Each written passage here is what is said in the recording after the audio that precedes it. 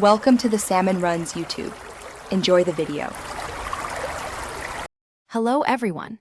In this video, I will explain how to connect your Hostinger domain with your Shopify store. Having a custom domain is crucial for building a professional online presence and boosting your brand's credibility. We will walk through the straightforward process of configuring your domain settings, ensuring your customers can easily find your online shop. This setup also helps improve your store's search engine optimization, making it more discoverable. To begin, log into your Shopify admin dashboard.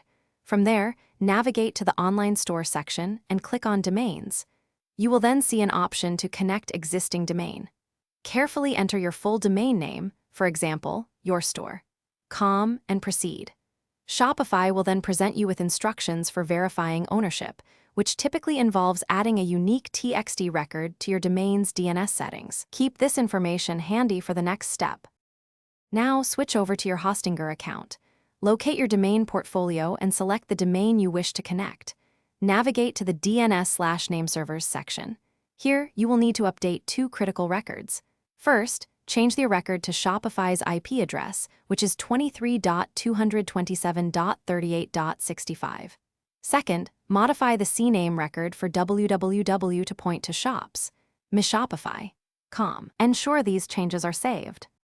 After making the DNS changes in Hostinger, return to your Shopify admin. On the Domains page, click Verify Connection for your domain. Please be patient, as it can take up to 48 hours for these DNS changes to fully propagate across the internet.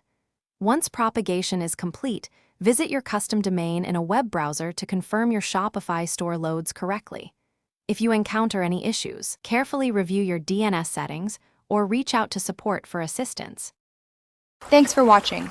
Consider subscribing if we helped you.